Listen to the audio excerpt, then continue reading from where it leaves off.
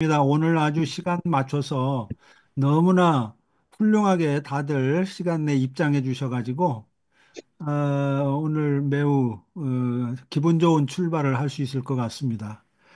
자, 우리 이정환 목사님께서 기도하시고 강의를 진행을 해주시기 기도 바랍니다. 오늘 그냥 전에 처음에 기도 두 번이나 했으니까 오늘 그냥 갑시다. 그래요? 예, 그 뭐야 그 40분 맥시멈 예, 40분으로 시간을 이렇게 해서 시간을 잘 맞춰서 오늘 진행을 해 주시기 예, 바랍니다. 예, 하는 데까지 하겠습니다. 예. 오늘도 그 1장 20절 그 하나님의 영원하신 능력과 신성이 만물에 분명히 보여져 있다. 이걸 해설하는데요. 그러니까 이 말씀이 자연신학, 역사신학, 유물론 신학의 근거가 되는 말씀입니다. 근데 이제 복음주의는 그 말씀 신학이라고 그러죠. 복음주의가 말씀 신학이라고 그러고 이제 복음주의만을 계시 신학이라고 하는데 바르트가 이게 말씀만 계시다. 바르트는 이제 물론 이제 성례전 이런 걸 말하지만 말씀을 계시라고 하거든요. 그러니까 다른 계시를 인정 안 합니다. 바르트도. 그래서 이제 그 복음주의가 다른 신학은 인정 안 하는 그거에 대해서 그 그러면 그 복음주의가 숭상하고 있는 교리가 무엇인가? 그걸 오늘 좀 살펴보려고 하는데요. 제가 AI한테 물어봤는데, 그, 복음주의가 세계 개신교에서 26%라고 그래요. 그리고 이제 가톨릭이나 정교회, 이런 기독교 전체에 비해서는 9.6%고요. 그러니까 세계 기독교의 10%도 안 되는 복음주의가 그 복음주의 중심으로 지구가 돌아가는 줄 알아요. 저도 장로교 목사님은 장로교가 말하는 이 교리를 목숨처럼 여기거든요. 성서보다 더 중요하게 되어 있습니다, 현재. 칼빈의 5대 교리나 교리를 더 중요하게 여기죠. 그 문제를 좀 살펴보려고 하는데요. 그래서 그, 그 중요하게 여기는 교리가 어떻게 형성되었나, 이걸 좀 살펴보기 위해서요. 원시교회 신학이 무언가, 그리고 두 번째는 헬라 철학의 인식의 형성 과정. 세 번째는요, 아우구스티누스가 세운 교리. 네 번째는 그러면 우리가 어떻게 인식할 것인가? 현대 인식론에 대해서 살펴보려고 하는데요. 이게 양이 많으니까 오늘 분명히 다는 못합니다. 그러니까 오늘 이제 그 시간 되는 데까지 하고요. 모자라는 부분은 다음 시간에 또 하겠습니다. 그 교리가 형성되기 전에 원시교회, 기독교, 원시 기독교의 상황을 우리가 좀 알 필요가 있는데요. 제가 몇 차례 말씀드린 대로 성서 이제 바울서신은 50년대 써졌고요. 로마서를 비롯해서. 그리고 이제 공간복음은 70년대에 써졌고요. 요한복음은 90년대에 써졌죠. 그 밖의 서신들은 이제 2세기 초에 써 있습니다. 2세기 초에 써졌고요. 신학도 이제 2세기 초를 중심으로 해서 형성이 됐는데요. 제가 지금 말씀드리려고 하는 그 주요는 뭐냐면 성서와 신학이 다른 흐름을 탔다. 이걸 우리가 좀 주목해 보려고 하는데요. 그러니까 135년 2차 유대가 완전히 멸망을 하고요. 예루살렘에 살 수 없었기 때문에 유대인들이 세계 각지에 흩어져 살게 됩니다. 그래서 2세기부터 4세기까지 크게요. 네 가지 흐름이 있습니다. 신학의 네 가지 흐름이 있는데요. 어, 제가 이게 처음 시작할 때 잠깐 짧게 말씀드렸는데 오늘은 좀 깊이 들어가려고 합니다. 첫째 갈릴리 사람들이 중심이 된 유대 그리스도인들이 있어요. 이 사람들이 4세기까지 그 존속이 되는데요. 4세기에 보면 그 히에로무니스가 아우구스티누스의 편지를 쓴 편지에 이 사람들은 이단이다. 그래가지고 어, 이단으로 배척이 돼서 그 게자베르메스의 유대인 예수가 있는데요. 그 책을 보면 유대교로 복귀했다 그래요. 게자베르메스가 이게 좀 독특한 분인데요. 유대인인데 그 기독교 신학자였다가 유대교로 복귀해서 지금 그 옥스퍼드에서 유대학을 케임브리지요. 거기서 유대학을 가르치시는 분인데요. 그러니까 이 사람들이 그 나사렛파 복음서, 에비온파 복음서, 에비온이라는 말이 가난한 사람들이라는 거거든요. 이런 복음서들을 가지고 있었는데 이제 그 당시에는 이단으로 지정되면 그 문서들이 다 불태워지기 때문에요. 이 문서들이 실종되고 없어요. 좀 안타깝죠. 이 사람들이 가장 어떻게 보면 유대 예수님하고 가까웠을까? 근데 좀 율법적이었다는 그 기록들은 있어요. 그래서 그 헬라 철학과 이게 융화되지 못하고 헬라 철학을 반대한 사람들이지 말하자면. 근데 이제 교권 언제나 이게 이단은 고대 중세까지 이단은 교권과 관계가 있습니다. 그래서 교권에 밀려난 겁니다. 이 사람들이 유대로 복귀했고요. 그리고 당시 이제 그 알렉산더가 가장 신학의 그 중심입니다. 알렉산더가 아직 로마는 이제 중심으로 아직 2세기 초에는 아직 중심이 안 됐고요. 알렉산더가 이제 많은 그 신학이 발흥하는데요. 여기서 이제 우리가 영지주의를 볼 수 있습니다. 클레멘스와 발렌티수가요. 그 좀 특이한 이름들이 많이 나오니까 좀 그 메모를 준비하시면 좋겠습니다. 클레멘스와 발렌티누스가 이제 주도하게 되는데요. 이게 영지주의가 여기서 발흥하게 됩니다. 그 1945년에 나그 함마디에서 영지 문서가 발굴되는데요.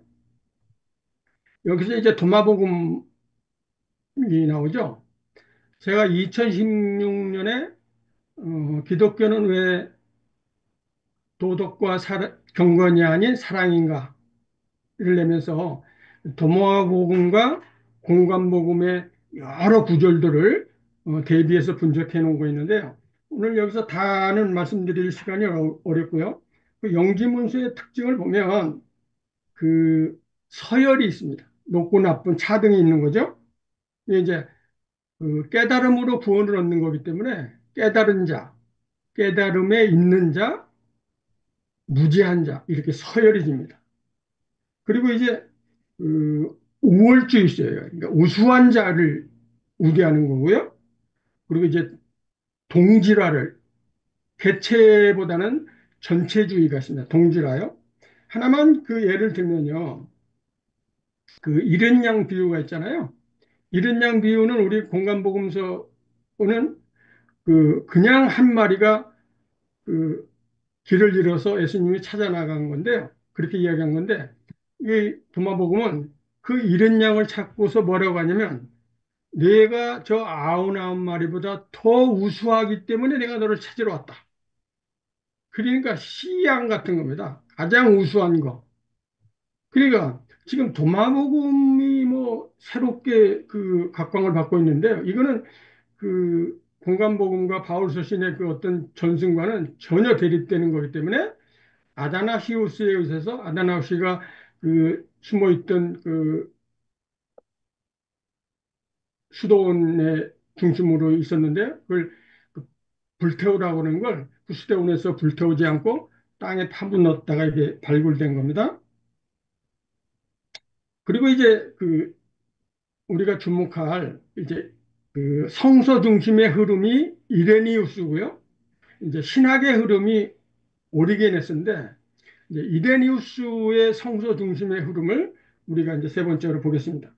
그러니까 이레니우스가 그 사복음서와 바울서신을 보존해서 읽고 이레니우스가 이제 최초로 무라토리 정경이라 해서 나는 사복음서만 성경으로 인정하겠다.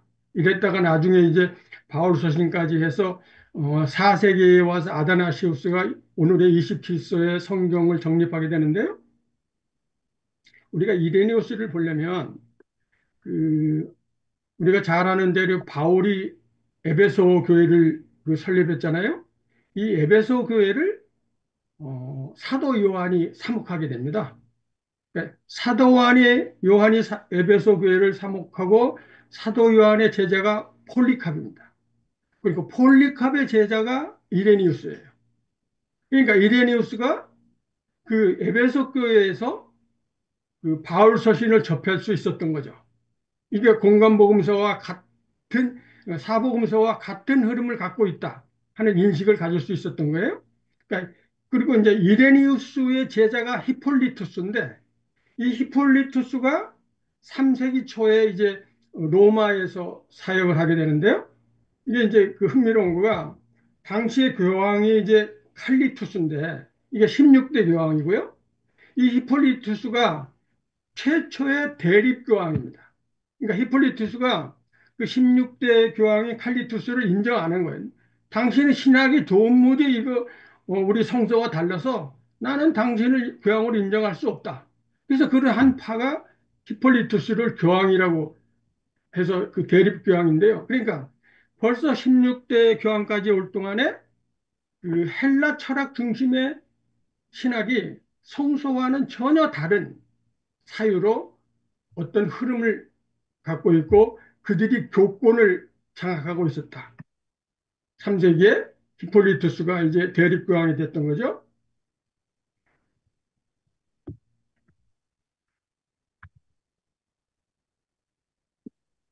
그러니까 이제 성서 이때부터 그 사복음서와 바울서신의 그 전승이 주변부가 되고요. 그 오리게네스 중심의 헬라 철학의 신학이 교권을 장악하게 됩니다.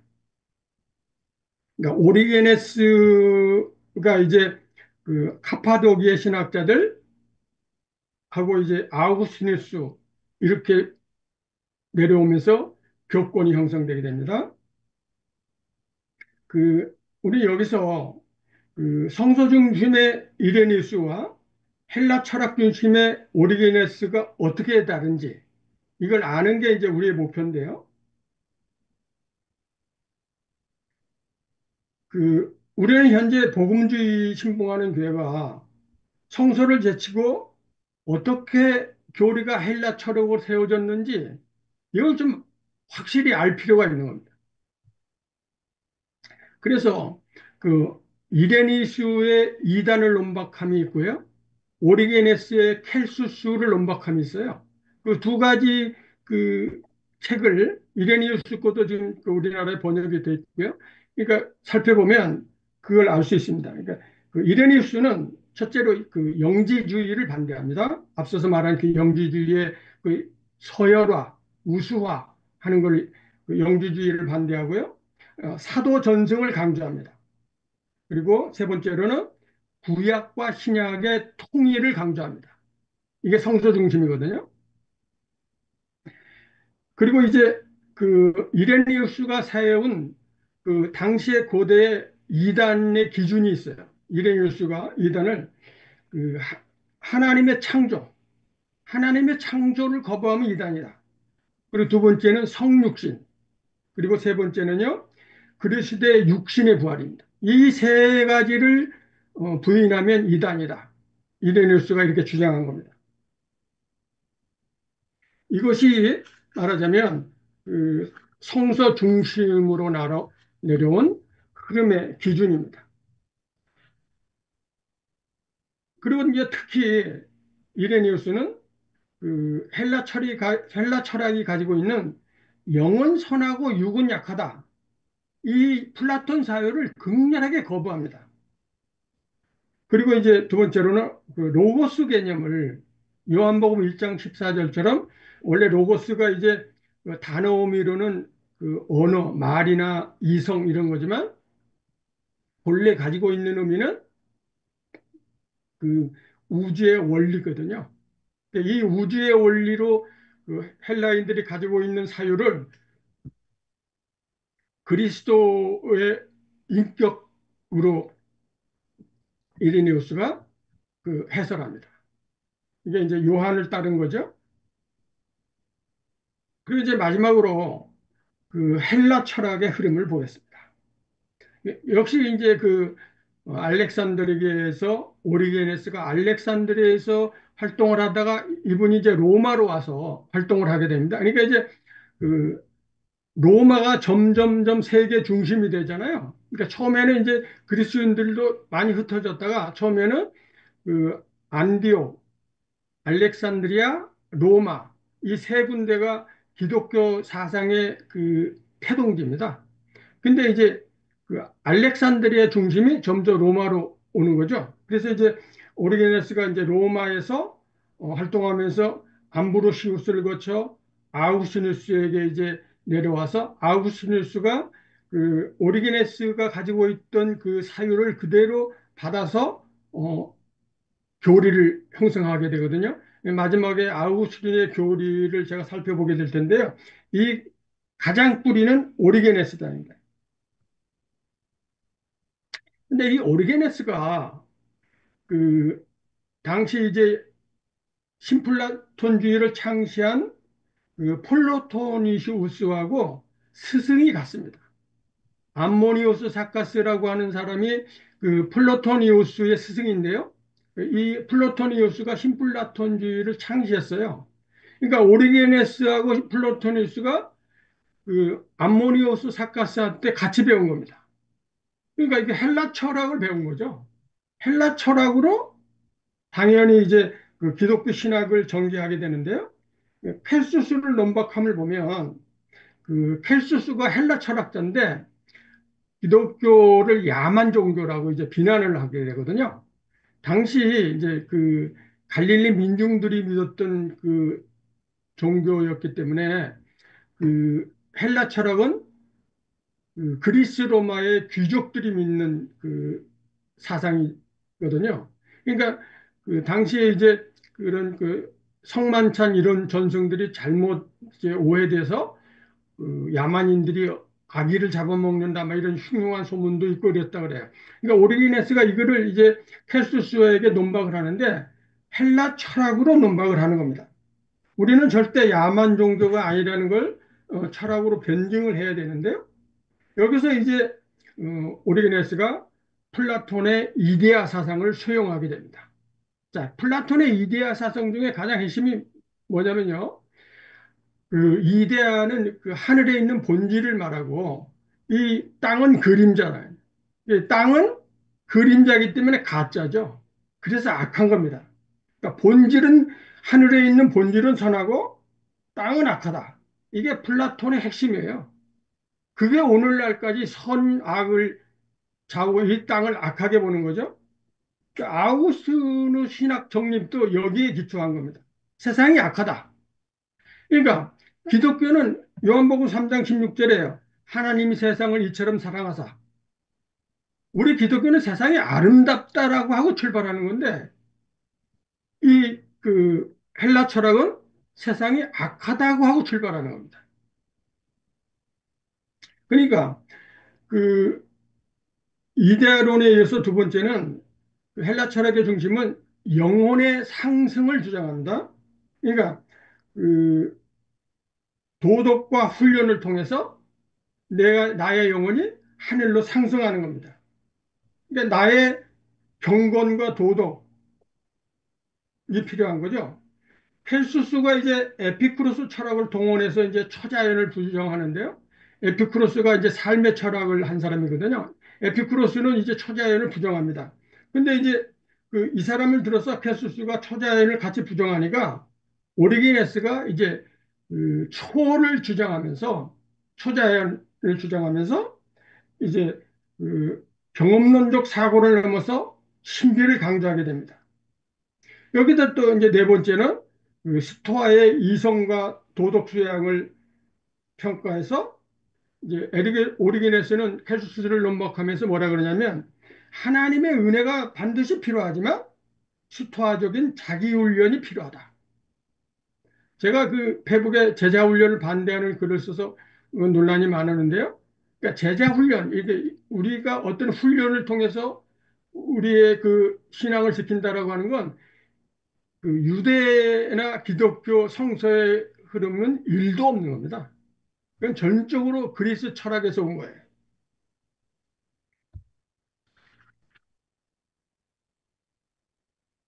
그게 두 번째로요. 그러면 그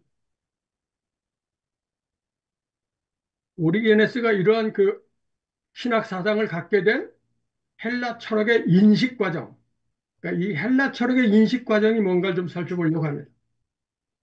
그 인식 과정이 이제 곧 교리가 되는 건데요. 우리가 이 인식 과정을 잘 알아야 됩니다. 말씀드린 대로 플라톤은 이제 이데아가 본질이고 이 그 땅은 그 아카다라고 하는 이원화가 되어 있는데요.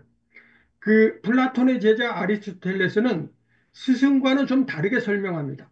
사물 안에가 보여진 우리가 감각할 수 있는 사물 안에가 본질과 형성이 있다 그래요.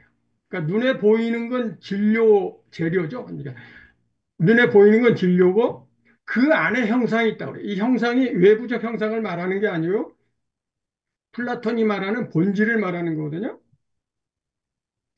그러니까 그 플라톤이 말하는 이데아, 아리스토텔레스가 말하는 형상, 칸트가 말하는 선언, 어프라이오리죠. 우리 기독교에서 말하는 계시, 바르트가 그렇게 중요하게 말하는 계시, 이 네 가지는 그 같은 우리가 경험할 수 없다는 초자연적인 초월적인가라는 의미로 해서 다 같은 말입니다. 근데 아리스토텔레스가 그 사물을 이제 그 진료와 형상이라고 하면서 이 실체를 우리가 파악하는데 실체는 언어가 그 사물과 형상의 본질을 포착하는 도구다 이렇게 말해요. 언어를 통해서 그 우리가 사물의 실체를 파악할 수 있다. 아리스토텔레스의 최초의 주장입니다. 그런데 이제 어, 우리가 잘 아는 대로 313년에 콘스탄티누스가 이제 기독교를 공인하고요. 476년에 서로마가 멸망하게 되거든요. 서로마가 멸망하고 서양 철학은 완전히 기독교 신학이 서양 철학의 자리를 잡게 됩니다. 그러니까 이때 이제 그 플라톤 철학은 그 국가 통치에 유익하기 때문에 남게 되는데요. 아리스토텔레 철학은 라틴어로 번역이 되지 않아서 이때 서양에서는 아리스토텔레스 철학이 실종됩니다. 그리고 이제 9세기에 와서 9세기, 10세기에 와서 이슬람에서 먼저 아리스토텔레스가 아랍어로 번역되고요. 이 아랍어로 번역된 그 아리스토텔레스 사상이 12세기에 와서 이제 토마스 아퀴나스 등 그 스콜라 철학자들에 의해서 다시 라틴어로 번역이 됩니다. 그래서 이제 그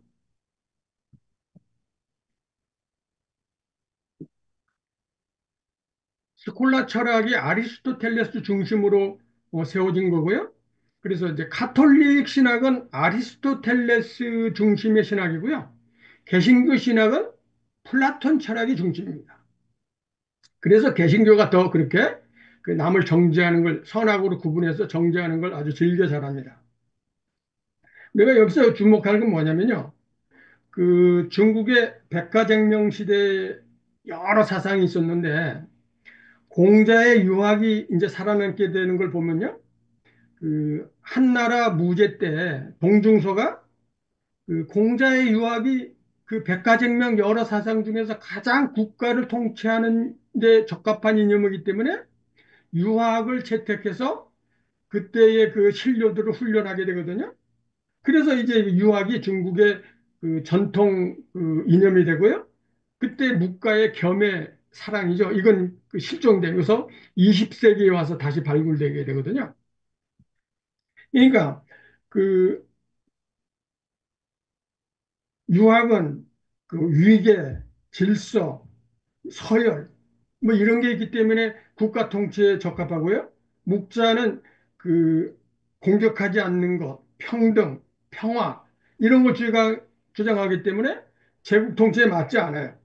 자, 이런 것처럼 아리스토텔레스는 그 어떤 그 원인, 운동, 변화, 뭐 이런 걸그 사유하기 때문에요. 그건 국가 통치에 맞지 않고요. 플라톤의 철인 정치요. 플라톤은 우수한 사람이 정치를 해야 된다. 그리고 이제 그 유예를 제일 강조하죠. 플라톤 철학은 원래 시칠리 섬 도시국가인 시라쿠사를 정치하기 위해서 국가론 같은 걸 세웠어요. 그러니까 원래 이제 정치에 참여하지는 못하는데요. 왕이 반대해서. 그러니까 그 국가 통치 이념입니다. 플라톤의 철학은. 그러니까 지배 이념이죠. 통치 이념이에요. 이게 이제 교회로 온 거라고 하는 거 우리가 주목할 필요가 있어요. 근데 이제 그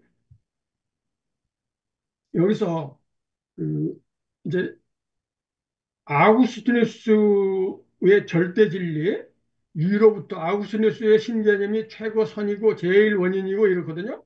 이런 거와 플라톤의 이제 그 중세 봉건 질서의 통치 이념이 이게 서로 호환이 돼서 그 고대의 이제 국가에 남게 되고요.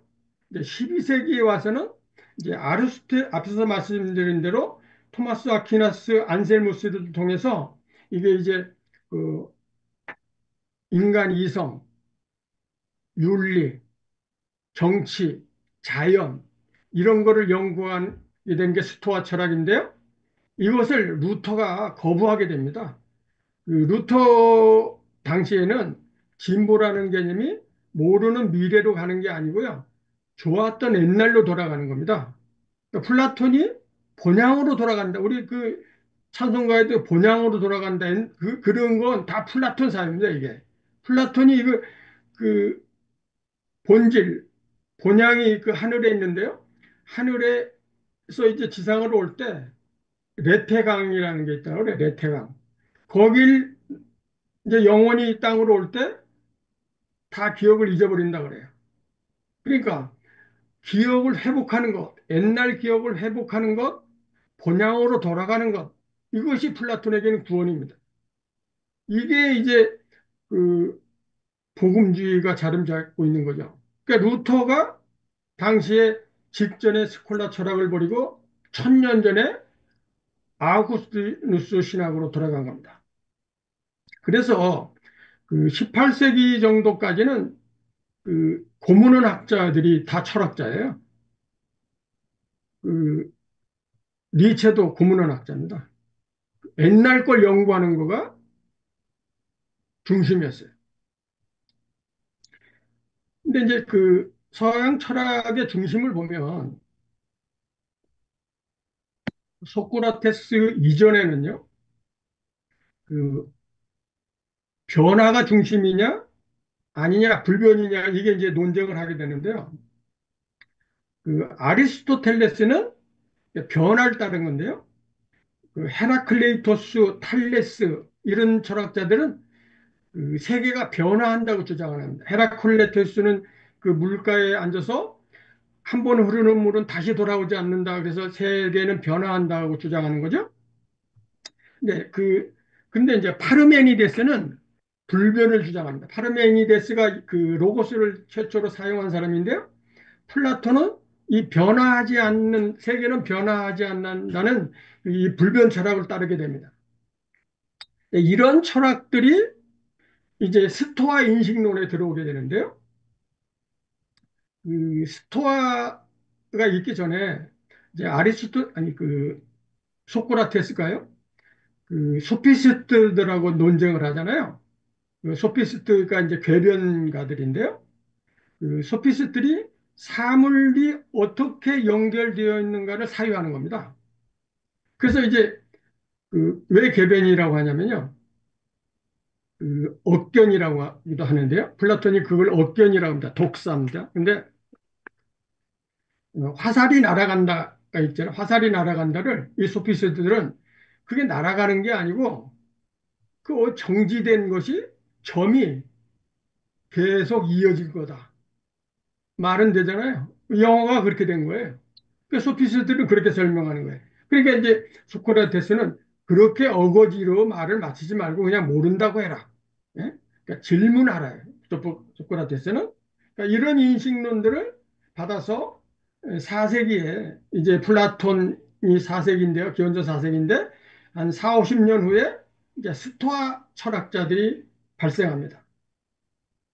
앞에서 말씀드린 대로 아리스토텔레스가 그 본질을 파악하는데 언어가 중요한 도구다. 이렇게 주장한 것을 받아들여서요. 스토아 철학자들이 실체는 사물, 그러니까 형상과 본질이죠. 형상과 진료, 사물과 언어, 그 다음에 의미다. 의미. 의미가 실체라고 그래요. 스토아 철학자들이. 이 의미가 렉톤인데요. 이 의미가 개념화입니다. 개념화. 그러니까 우리가 어떤 그 사물을 감각하게 되잖아요. 감각하면 이게 이제 나에게 인상이 되죠. 표상한다고 하고 인상하게 되는데 이 표상하게 되는 내 마음에 담게 되는 걸 이성으로 일반화시키는 거예요. 그것이 어떻다라고 하는 정의를 하는 겁니다. 이게 일반화고 개념화예요. 그 사건이나 그 사물이 어떤 의미인지를 범주화하는 겁니다. 규정하는 거죠. 자, 이 개념화. 교리가 개념이에요. 제가 어떤 그 목사님하고 그 대화하면서 교리를 내가 개념이라고 그랬다고 나한테 무지하게 화를 내더라고요. 교리가 개념이 아니면 뭐래요? 교리가 이렇게 범주화하는 거거든요. 정의하는 거라고. 뭐라고 설명하는 거냐. 뭐라고 설명하려면 이게 개념이 되는 거예요. 자, 그래서 이 그 개념이라는 게 뭔가를 우리가 좀 여기서 알아봐야 되는데, 푸코가 그 광기의 역사와 감시와 처벌이라고 하는 책의 그 개념화 비판이 동시에 다 나오는데요. 푸코가 개념화를 비판하는 걸 우리가 좀 볼 수 있는데요. 이 개념화라고 하는 것이 지식과 권력이 합해진 거라고 그래요. 푸코가. 그러니까 그 정신병이나 범죄, 성, 주체성 같은 이런 개념들이 자연스럽게 생긴 게 아니라 지식이 권력과 결합해서 만들어낸 정신적 구조라는 거예요. 이게 푸코의 주장입니다. 그렇게 역사를 통해서 그렇게 구성되어 왔다. 그러니까 푸코의 주장은 뭐냐면요. 인류 역사상 지식은 한 번도 중립적이지 않았다. 여러분, 지식이 가난한 사람들이나 하찮은 사람들을 위해서 사용된 지식이 인류 역사상 없는 겁니다. 예수님이 그렇게 한 거예요. 그러니까 이 지식이 권력과 결합해서 개념을 만들어 놔가지고 사회를 규율한다. 그렇게 해서 사회가 작동하도록 만들었다. 우리가 주목해 볼 거예요. 그러니까 여기 이제 목사님들 계시는데 20세기 초까지는 설교가 교훈 설교였죠. 교훈. 복음서에서 교훈을 찾아내는 거가 19세기 자유주의 신학자들이 한 거예요. 지금도 그렇게 하시는 분들이 있는데 지금은 조금 난 사람들이 의미를 설명하죠. 그러니까 이 의미를 설명하는 것조차 뭐예요? 지배 세력을 위해서 만들어 온 개념을 만들어 나가는 거예요. 사회 질서를 위해서. 그러니까 지금은 뭐예요? 사건을, 이야기를 그대로 전하는 게 설교예요. 제가 신학생 때 처음 안병모 교수님한테 요한복음 강의를 들었는데요. 첫 강의 시간에 안병문 교수님이 야, 성서를 자꾸 해석하려고 그러지 말고 너희들이 영국을 관람한다고 생각해라. 그 영국이 어떻게 형성되는가 지금 보고 있어라. 아니면 내가 어떤 역할을 하고 있는지를 생각해봐라. 그러더라고요. 제가 그 얘기를 지금 40년 넘게 안 잊어먹고 있는 이유가 있는 거예요. 그러니까 어떤 개념화라고 하는 것, 이것이 그 인식론의 첫 출발이었다. 근데 이 아우구스티누스가 4세기에 이제 교리를 만들게 되는데요. 이 교리를 만들면서 스토아 인식론을 차용하게 됩니다. 그래서 아우구스티누스가 만든 교리는 전부 교회의 질서를 위해서 만든 거예요. 근데 그 지금 그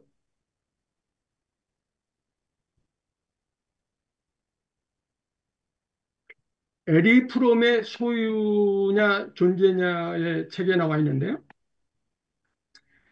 그 복종이 죄라고 하는 개념, 이걸 먼저 말씀드려야겠는데, 복종하게 만드는 것, 이거는 국가나 교회나 그게 다 필요했다는 거예요. 그래서 아구스티누스가 로마 국가에 결합하면서 교리를 사회와 교회와 국가에 기여하도록 질서에 따르도록 교리를 만든 겁니다.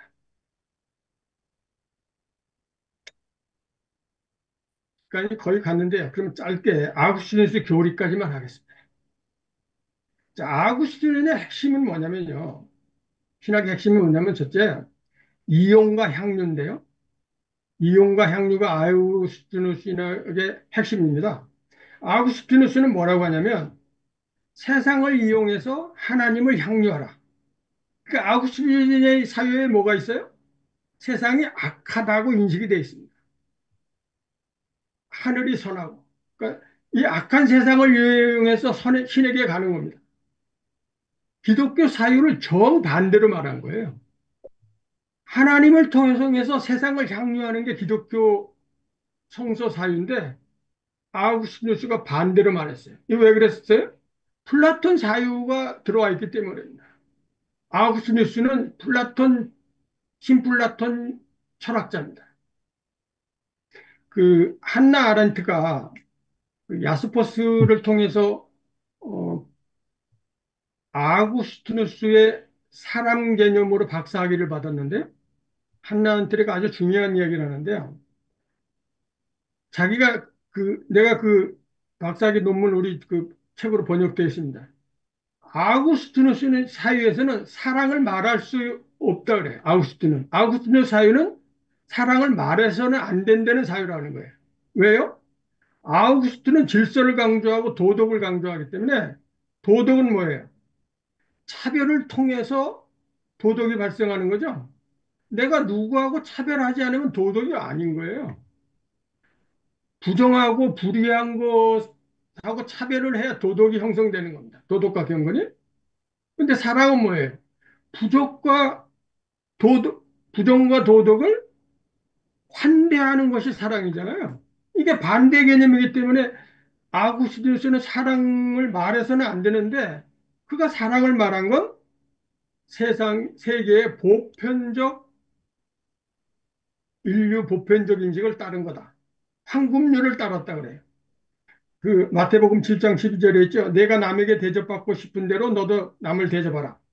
이건 유대인 힐렐도 그렇게 말하거든요. 당신이 싫어하는 일은 이웃에게 하지 말라. 공자도 그렇게 말해요. 자기가 원하지 않는 말을 남에게 하지 말라. 이게 인류 황금률이에요. 그러니까 아렌트는 뭐라고 하냐면 아우구스티누스가 이거를 어떻게 벗어날 수 없었을 거다. 자기 사회에 맞지 않지만 어쩔 수 없이 택한 거다. 이렇게 썼어요. 놀랍지 않아요? 그러니까 이건 뭐와 같아요? 바리새인하고 똑같은 겁니다. 바리새인 같이 세운 신학을 지금 복음주의가 금과 옥조로 잡고 있는 겁니다. 그러니까 그 두 번째 재론을 살펴볼 텐데요. 바울은 로마서 5장 6정에서 앞으로 이제 그 할 때 나올 텐데요. 바울은 로마서에서 개인죄를 말한 건 한 번도 없습니다. 전부 다 공동체나 시대의 죄를 말하는 거거든요. 그래서 바울은 죄가 뭐냐면 악한 세력이에요. 나에게 오는 악한 세력. 우리의 힘으로는 어쩔 수 없는 세력이거든요. 근데 아우구스티누스는 죄를 선의 결핍이 죄라고 그래요. 그러니까 선의 결핍이 뭐예요? 잘못.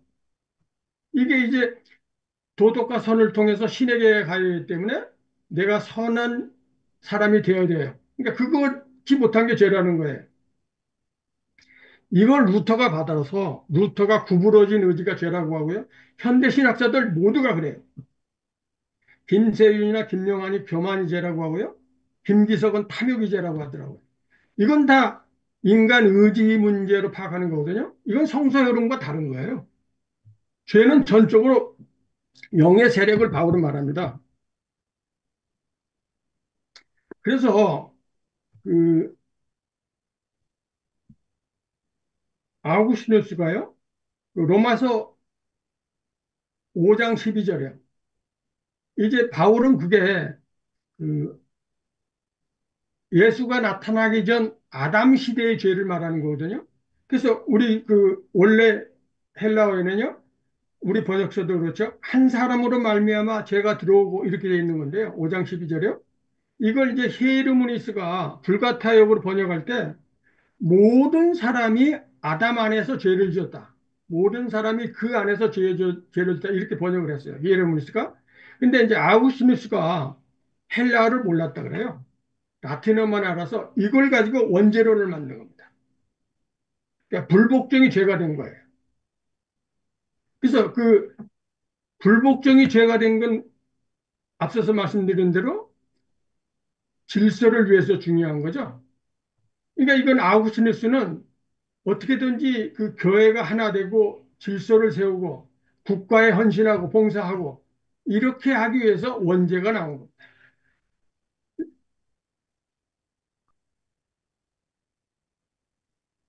예, 시간이 원래 이제 소회 그 에릭 프롬은 하나만 마지막으로 이 말만 하고 마칠게요. 에릭 프롬은 소외가 죄라고 합니다. 그러니까 그 에덴 동산 이야기에서 아담과 하와가 벌거벗었지만 처음에는 부끄러움을 몰랐는데 선악과를 먹고 나중에 부끄러움을 앓은 건 서로 하나였다가 분리된 걸 알았다. 이 분리가 죄된 걸 알면서 소외의식이 들어와서 이걸 죄를 알았다. 이렇게 이야기를 해요. 그러니까 폴 틸리도 소외가 죄라고 하거든요. 원래 성서가 말하는 건 소외가 죄인데 아우구스티누스가 이렇게 그 불복종의 죄라는 걸 아우스트리아가 만든 거예요. 그러니까 지금 그 우리 그 기독교 신학이 그 맹신하고 있는 이 그 죄 개념은 아우구스티누스의 하나의 변해다. 나머지 뭐 은혜를 문화시킨 거 뭐 여러 가지 있는데요. 그건 다음에 하겠습니다. 여기까지 합니다. 감사합니다. 예, 예, 아이고, 40분 정도, 아주 40분 조금 넘게 하셨는데요. 오늘도 굉장한 열강을 해주셨습니다. 예. 오늘 네 번째 로마서 시간인데요. 그 횟수는 네 번째인데 굉장히 아직도 지금 초입에서 열심히 지금 놀고 있습니다. 예. 오늘 들으시고 아주 중요한 그 초대교회 그 신학의 형성기라고 말할 수 있는 그 시대에 왜 신학이 성서에서 멀어졌는가? 이제 이런 배경을 중심으로 오늘 말씀을 해주셨습니다. 굉장히 많은 질문들이 있을 수 있고, 생각들이 있을 수 있을 것 같습니다. 그래서 여러분 듣고 어떻게 에, 느끼셨는지 또 물음이 있는지 말씀을 해주시기 바랍니다.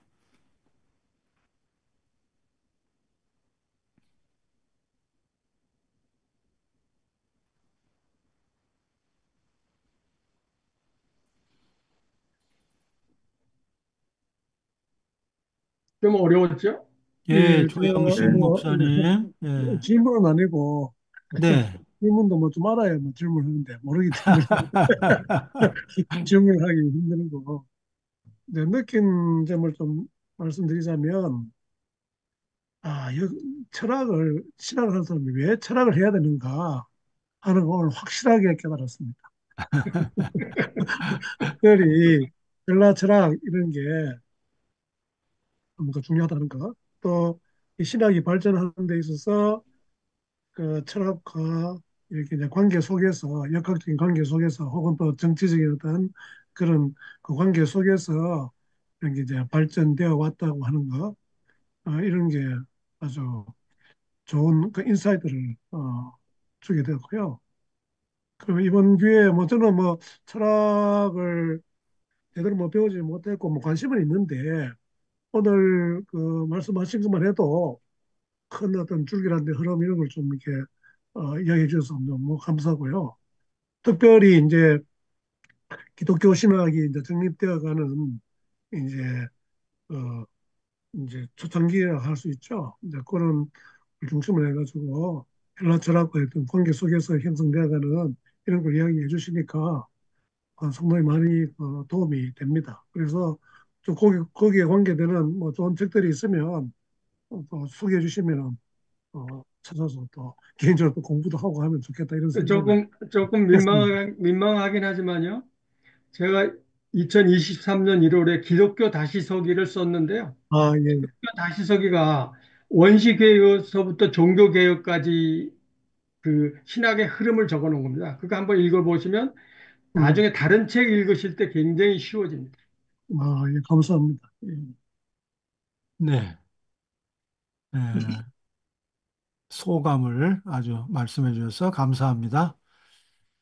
예, 또, 예, 제가 그,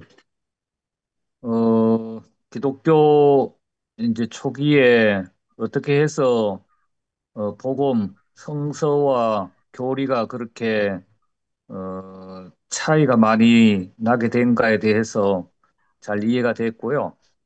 뭐 오리게네스가 이제 그 플라톤 철학을 이용해서 이제 설명을 변정을 하다 보니까 또 그렇게 이제 그게 개념화됐고 또 그것이 기독교 교리가 되고 그러다 보니까 이제 성서에서는 많이 벗어났다 그렇게 이해가 됩니다. 어, 그 헬라의 그런 이원론적인 것이 이제 교리에 많이 들어와서 본래적인 유대 전통 또 예수님의 하나님 나라의 복음이 내세적인 것으로만 그렇게 이해가 된 것이 참 아쉽고요. 어, 제가 이제 어, 그 말씀을 드리고자 하는 거는 그 하나님 나라의 예수님은 조금 보편적이었던 것 같아요. 예수님의 가르침은 그러나 바울에게 있어서는 좀 보편보다는 굉장히 교회 중심적인 그런 이제 그 주로 가르침이나 내용, 지침들이 교회 중심적이다. 그런 제가 느낌을 가집니다. 왜냐하면 뭐 예수님 시대에는 아직 교회가 형성이 안 됐을 것이고 또 그 당시에 삶의 그런 어떤 모습으로 이제 다가갔기 때문에 보편적이었다.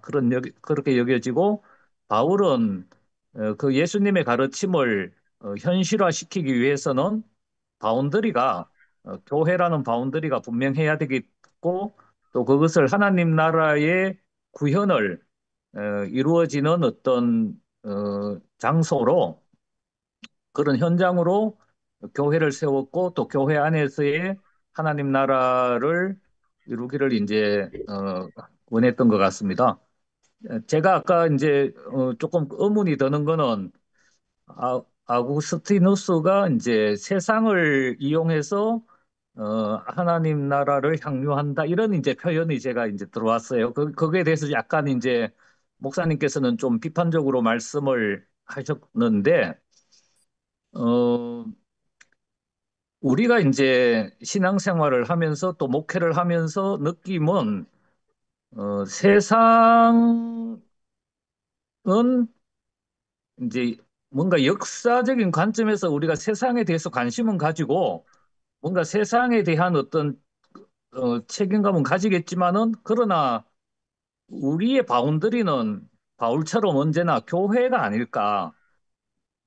교회 중심적으로 교회 안에서 하나님 나라를 세우고 교회 안에서 사랑을 실천하고 교회 안에서의 어떤 성서의 가르침을 구현하고 실천하고 하는 것은 어디까지나 교회 중심적이다.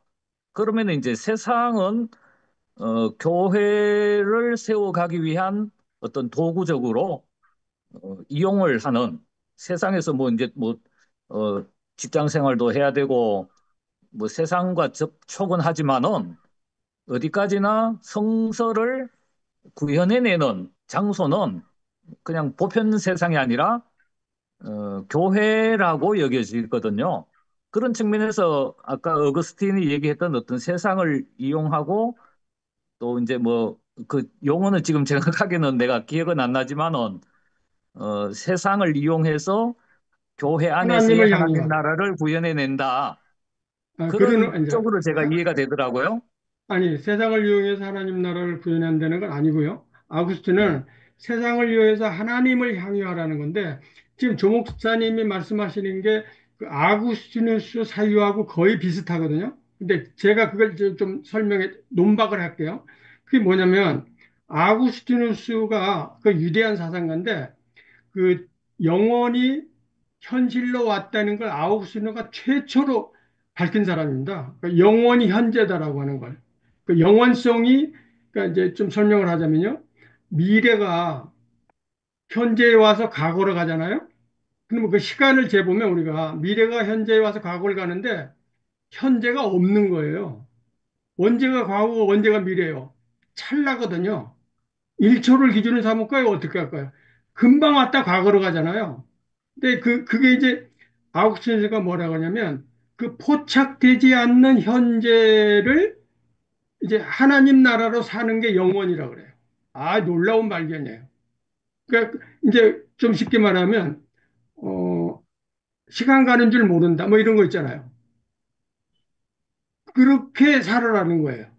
근데 이제 이건 그래서 그 시간의 발견을 현대 폴리케르나 뭐 하이데거나 그 현대 학자들도 전부 다 그걸로 시간을 설명해요. 이게 그 아우구스티누가 최초로 영혼을 설명한 거거든요. 이게 놀라운데 근데 이제 그 현대 우리하고 안 맞는 거 뭐냐면 그가 지금 조 목사님이 살짝 그런 이해 같은데 하나님 나라가 교회라고 그래요. 교회가 하나님 나라라고 그래요. 근데 성서는 절대 그렇지 않아요. 성서 잘 보면요. 마태의 하늘, 그 마가와 누가의 하나님 나라, 그 요한이 말하는 영생, 바울이 말하는 믿음으로 산다. 이게 다 하나님 나라예요. 다 메타포거든요. 그러니까 하나님 나라는 교회가 아니에요. 우리의 삶이죠. 세상의 전체 삶이에요. 저 학교에서 예수가 전인적이다 이런 걸 배워가지고 그러니까 기독교가 세계의 중심이라고 생각하면 안 돼요. 하나님이 세계를 경영하시는데 세계를 경영하시는 속에 기독교라고 하는 것을 통해서 세계가 불합리하게 경영되어지는 것을 기독교가 자극하라는 거예요. 기독교의 역할이 있는 거죠. 그 그러니까 가난한 사람, 낮은 사람, 그 주변부에 있는 사람을 들어서 중심부를 경영하시는 거예요. 이게 노예 백성을 택한 거거든요. 그러니까 세상 전체가 다 하나님 나라예요. 말하자면. 우리가 하나님 나라를 살아내야 되는 곳이지, 교회에서 하나님 나라가 되어야 된다라고 하는 건, 이게 19세기까지, 그, 브루노까지요. 에밀 브루노까지, 그때까지는 교회가 하나님 나라라고 하는 그 책들이 줄비하게 나오는데, 지금 어디 가서 교회가 하나님 나라라고 해보세요. 지나가는 소가 웃죠. 교회가 지금 난장판인데, 그거 어떻게 하나님 나라라고 그래요?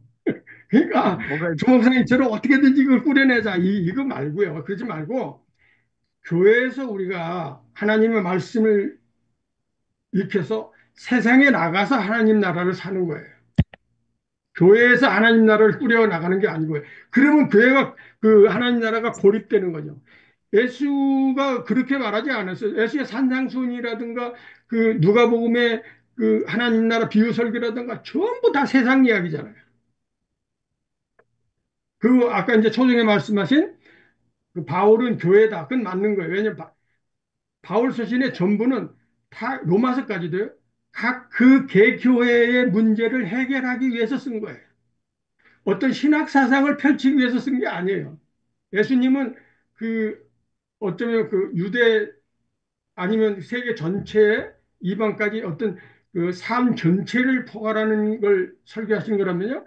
바울은 자기가 설립한 교회 아니면 찾아갈 교회 그 교회의 문제를 듣고 그걸 해결하기 위해서 썼는데 로마서는 특히 이제 그 자기의 말년이기 때문에 20년 넘게 사역한 말년에 정교하게 정리가 되어 있는 거예요. 가장 정리가 로마서가 정리가 되어 있기 때문에 이게 신학이 된 거죠. 네, 몇 여기까지 가지 하겠습니다. 질문을 드려보겠습니다. 플라톤이 이데아를 이야기했다고 했는데 성경에도 이데아적인 그런 요소들이 있잖아요. 그거에 그 뭐 공통점일까 차이점 뭐 그런 것들이 뭐가 있는지 두 번째는 아니 어, 시- 잠깐만 다시 한번 말씀해 주실래요? 플라톤이 이데아를 주장하는데 예, 성경에도 그 이데아적인 요소들이 있잖아요. 예, 그런 것은 어떤 공통점과 차이점이 뭐가 있을지 두 번째는 예. 요즘에 보면은 그 C.S. 루이스나 톨킨이 플라톤의 영향을 받았다는 그런 글들을 많이 보거든요. 그 C.S. 루이스나 톨킨의 플라톤에게서 이제 영향을 받았다고 하는데 목사님은 그런 C.S. 루이스나 톨킨에 대해서는 어떻게 생각하시는지. 세 번째는 오늘날의 이제 한국적인 상황에서는 교리나 뭐 아우구스티누스적인 요소가 강한데 또 그 반대급부로 성서적인 요소를 주장하는 그런 어떤 단체들이나 학자들이나 그런 부분들을 조금 더 소개를 해주시면은 그런 성서적인 요소에 대해서 이해하는 데 도움이 될 것 같습니다. 한 세 예, 가지 질문. 첫 번째 그 플라톤이 말하는 이데아가 이제 그 그래서 이제 플라톤이 초월을 말했기 때문에 저 신학교 때 플라톤 공부를 했거든요. 학부 때. 그래서 이제 그 개신교가 플라톤 공부를 해요. 그게 이제 그 에베소서 2장 6절을 보면 바울이 바울의 위대성이 어디 있냐면 바울이 최초로 그 하늘을 땅으로 가져왔 예수가 이제 연봉 1장 14절에서 로고스가 물질을 입었다고 그러잖아요. 그러니까 세계의 원리가 물질이 되어서 오신 건데 바울이 최초로 그 하늘의 본질을 예수가 땅으로 가져온 분이다를 깨달은 분이다라고 하는 거거든요. 그게 이제 에베소서 2장 6절에 우리가 예수와 함께 하늘에 앉는다 그래요. 그러니까 예수와 함께하면 하늘의 본질이 이 땅에서 사라지는 거예요. 바울의 놀라운 이제 에베소서 후학들이 쓴 거라고 하지만 이게 이제 바울에서 나왔다고 보고요. 그렇게 이제 우리가 그 플라톤의 본질을 이해할 수 있고요. 두 번째 그러니까 뭐였죠? 아 C.S. 루이스나 톨킨이 아니 두 번째가 그 아우구스티누스 루이스. C.S. 루이스를 할까요? C.S. 루이스나 톨킨이 플라톤에게 예, 이렇게 영향을 받았다고. 예, 예. 그 톨킨은 모르겠고 그 C.S. 루이스 책은 제가 여러 번 읽었는데요. C.S. 루이스가 이제 영문학자예요. 영문학자인데 이제 신학자는 아니죠. 근데 이 사람이 도덕주의자예요. 그런데 놀라웠게 사랑을 굉장히 많이 이야기해요. 사랑에 대해서 가장 아름답게 썼다고 이렇게 평가를 받거든요. 그러니까 도덕주의자면서 사랑을 말하는 건 아까 그 한나 아렌트가 말한 것처럼 이게 안 맞는 거예요. 생각을 해보세요. 경건하고 도덕을 해야 되는데, 그러려면 부정하고 악한 거를 피해야 돼요. 이게 지금 우리 개신교가 갖고 있는 가장 맹점이 뭐냐면 세상을 피하는 거거든요.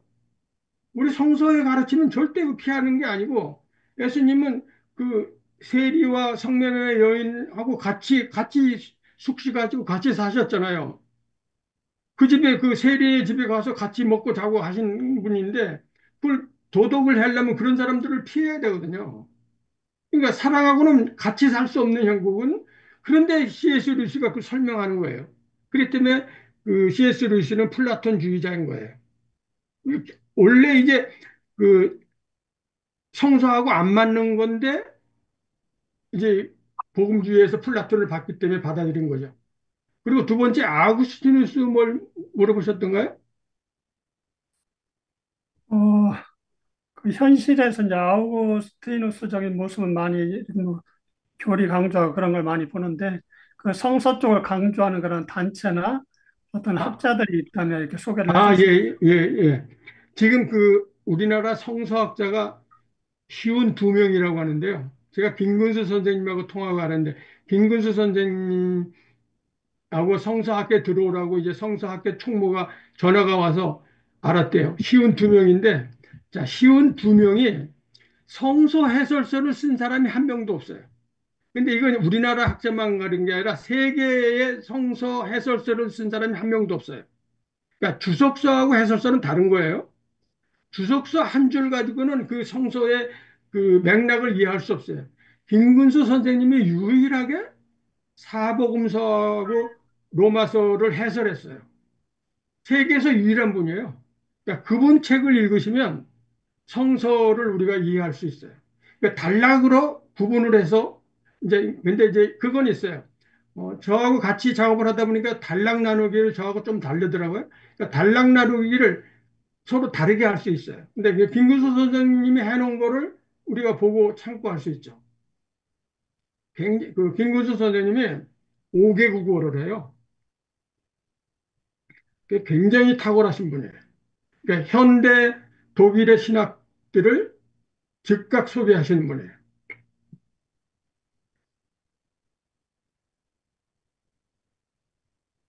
예, 에, 송동훈 목사님, 예, 예, 제가 잠깐 한 말씀 좀 해도 되겠습니까?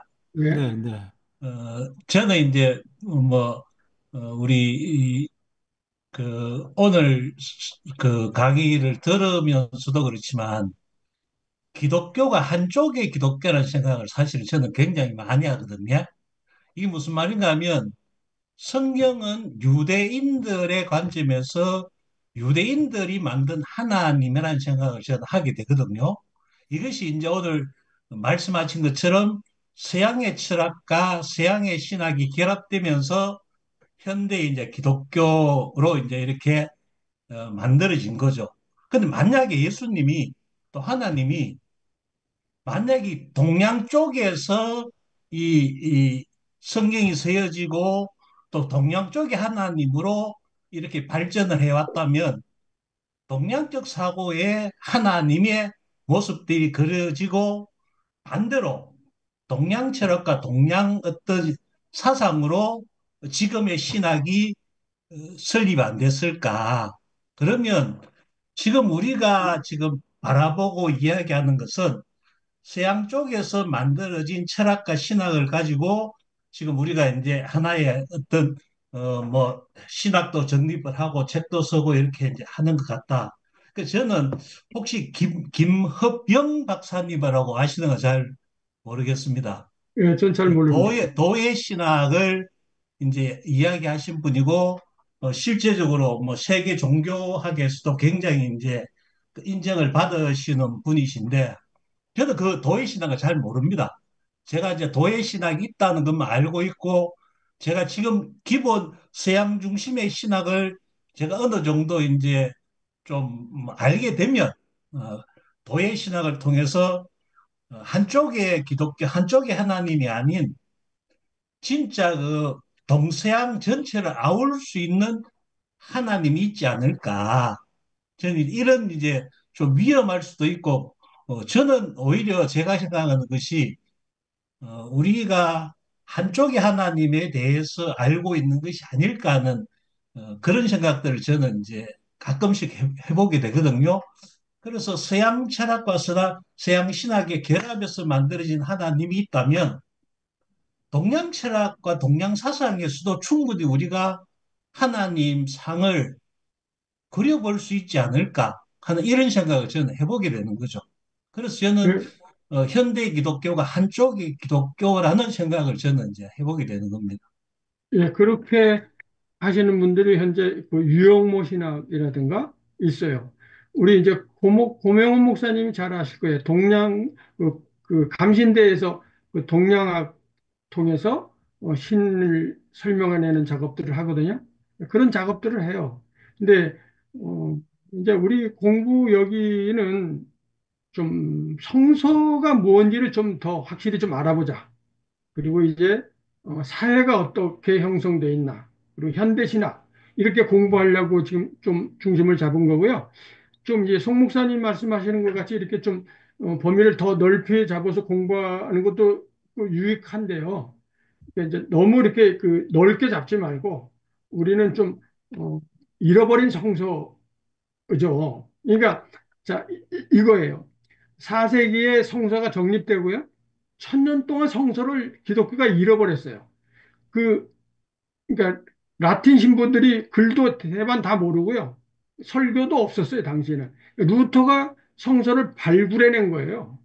바울하고 같이 성서를 회복시킨 건데 그때는 이제 성서 비평학이 없었기 때문에 루터도 고대의 아우구스티누스의 그 성서나 신학을 그대로 따라왔기 때문에 지금 현대 신학자들이 그 해놓은 성서를 우리가 찾아야 돼요. 아까 말씀드려도 김근수 선생이나 이런 분들이 하는 걸 우리가 배워야 된다고. 그래야 기독교가 뭔지 확실히 알고 그 다음에 이제 제 생각은 그 다음에 우리 토착화가 뭔지도 해자. 우리 거를 잘 모르는 상황이에요, 현재.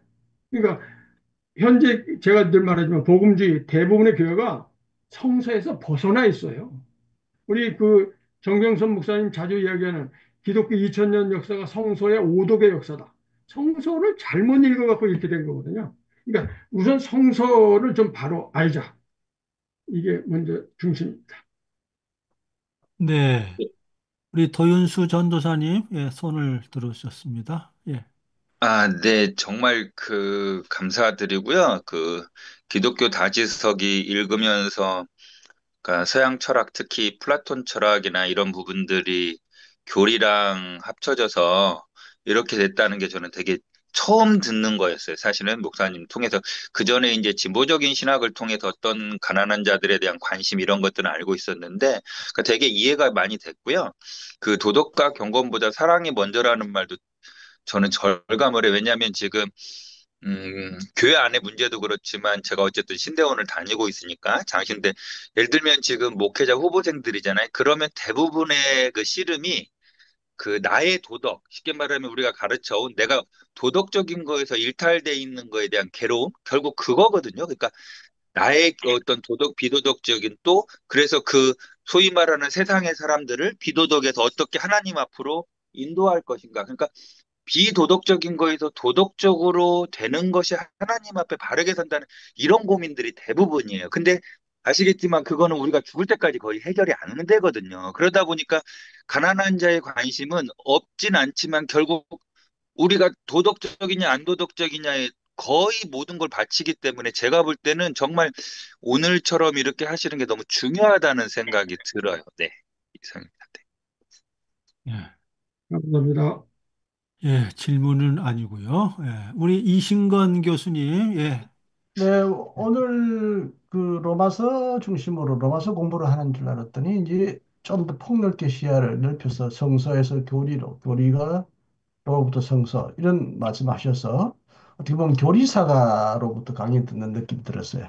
교리하니까 이제 교의학자고 교리학자이기 때문에 더 관심을 가져왔고 또 관심을 가지고 있는데 오늘 그 교리의 형성에 관해서는 하르낙은 헬라화로 보고요. 기독교에. 베르느는 재림지연 종말 포기로부터 그게 먼저고 그다음에 이제 헬라화 되었다. 이렇게 해서 헬라화가 교리 형성의 중요한 점이라는 건 말할 점이 없죠. 근데 교리 형성에서 초기 교부들 뭐 이레니우스, 오리겐, 터툴리안이 큰 영향을 미쳤지만 서양 신학에 결정적인 영향을 미친 사람이 아고스티누스이기 때문에 오늘 다뤄주셨어요. 루트도 그렇고 칼뱅도 뭐 거의 플라톤주의자였죠. 그 플라톤주의로부터 영향을 받았기 때문에 특히 플라톤은 여러 가지 이제 기독교에 끼친 공로와 더불어 해악이 있는데 일단 여자를 남자보다 못하게 보았다. 남자가 하나님의 형상이고 여자는 남자에게 붙어서 결혼해야 하나님의 형상이 된다는 의미에서 남성 우월주의고 또 하나는 그 아까 그 세상을 향유한다 뭐 하나님을 향유한다 그러는데 이 세상은 코스모스를 말하는데 신플라톤주의 영향을 받아가지고 육체, 세상을 좀 더럽고 악하게 봤어요. 그 세상을 향유한다는 건 기독교의 본질이 아니에요. 하나님을 향유해야 되는데 하나님은 영이시기 때문에 영을 향유해야지 세상을 향유, 코스모스 창조물을 향유해서는 안 된다는 이런 영지주의적 플라톤적 이론이 들어왔죠. 전 칼뱅의 그 기독교 강요를 보다가 정말 충격을 받은 것 중에 하나가 우리의 육체는 영혼의 감옥이라고 칼뱅이 말합니다. 이거 도무지 받아들여. 여러분, 오늘 칼뱅주의자들의 육체는 영혼의 감옥입니다. 감옥에서부터 영혼을 탈출시켜야 됩니다. 이렇게 설교 안 하죠. 그런 의미에서 칼뱅까지 신플라톤주의 영육 이론에 영향을 미쳤기 때문에 이 세상 코스모스 창조물은 마치 영지주의처럼 악한 거고 영혼이 가다 놓은 어떤 감옥과 같은 것이기 때문에 이 세상을 즐기면 안 돼요. 그래서 하나님을 즐긴다는 것은 영적인 영혼을 즐긴다는 것이기 때문에 영육이언론의 영향을 받아서 칼뱅은 아우구스티누스는 그런 말을 했는데 우리는 그걸 받아들일 수 없죠. 아까 말대로 예수님처럼 이 세상을 창조하시는 만물을 얼마나 우리가 감사하고 즐겨야 합니까? 그다음에 이제 칼뱅의 아우구스티누스의 큰 교리적인 뿌리는 원죄론을 확정했다는 것. 아담의 그 아담 유형론이 원죄론을 직접 유전을 말하지 않았는데 아구스티누스는 유전으로 인하여 죄가 유전된다. 남자의 정자로 인하여 오염이 자녀들에게 계속 전달된다. 그러니까 차라리 오염되는 자식을 낳느니 결혼하지 않는 게 낫다. 그래서 독신주의도 부추겼죠. 또 하나는 가장 결정적인 것은 칼뱅주의들에게 영향을 직접적으로 준 최초의 이중예정론은 아우구스티누스의 창조물이죠. 바울도 예수도 이중예정론을 영원한 이중예정을 말한 적이 없어요. 이런 의미에서 아구스티누스가 끼친 교리사적인 영향과 해악이 굉장히 큰데 이제 그런 의미에서 제가 보충 설명을 드렸고 그런데 이제 아까 죄를 바울은 어떤 순종이나 불순종의 관점이 아니라 어떤 소의 관점에서 보았다. 혹은 죄를 세력으로 보았다. 그런 점에서는 맞는 것 같아요. 죄를 어떤 초자연적 영적 세력에게 우리가 사로잡혀 있고 그에 의하여 우리가 포로가 되어 있다. 이런 의미에서 죄를 초인격적 어떤 영적인 힘으로 본 것은 바울에게도 있을 수 있으나 아까 말대로 제가 의문이 되는 것은 로마서 5장 12장 21절에 한 사람이 순종하지 아니함으로 많은 사람이 죄인 되었다. 그 불순종이 죄다고 하는 언급이 바울에게 나오거든요. 그 불순종, 그래서 불순종, 아마 아담의 설화를 역사적으로 실질적으로 믿고 따먹지 말라는 어떤 선악과를 따먹었다. 이게 하나님의 금지 계명을 어겼다. 이걸 이제 말하려고 한 것인데 뭐 여기서 원죄론을 끌어오는 것은 너무나 무리이지만 바울 신학에도 순종, 불순종이 나오거든요. 근데 왜 신학이 소외가 핵심이지 바울은 순종을 불순종을 말하지 않았다라고 말하는 건 조금 로마서 안에서도 문제가 제기될 수 있는 부분이기 때문에 이거 어떻게 생각하시는 게 한번 대답해 보시죠. 로마서 5장 12절 한 사람의 순종함으로 말미암아 많은 사람이 뭐 죄인이 되고 한 사람이 순종해서 의인이 되었다. 이렇게 순종이 중요한 그 순종이 몇 절에 나오죠? 5장 12절 로마서 5장 12절 그 제가 읽어볼게요. 그러므로 한 사람으로 말미암아 죄가 세상에 들어오고 죄로 말미암아 사망이 들어왔나니 이와 같이 모든 사람이 죄를 지었으므로 사망이 모든 사람에게 이르느니라. 이 순종은 없는데요? 아니 한 사람이 순종하지 아니하므로 많은 사람이 죄인 된 것 같이 한 사람이 순종함으로 많은 사람이 의인이 되리라. 아니, 순종이라는 말이 없어요. 원래 원서에는 그래요? 한 사람으로 말미암아 죄가 세상에 들어오고 그래요. 아니, 우리 모든 개혁이나 모든 번역이 이렇게 되어 있는데 한 사람이 순종하지. 한번 찾아보십시오. 우리나라 아, 번역이 지금 제가 읽고 있는 거예요. 오자 개혁개정이요. 한 19절에 사람으로 있습니다. 말미암아 죄가 세상에 들어오고. 19절에 순종이라는 말이 나옵니다. 얼마서 아, 19절, 19절에. 19절. 그러네. 한 사람이 순종하지 아니하므로 많은 사람이 죄인 된 것 같이 한 사람이 순종하심으로 예수님의 그 아담은 순종하지 않는 거고 예수님이 순종한 거로 예. 그 설명을 하네요.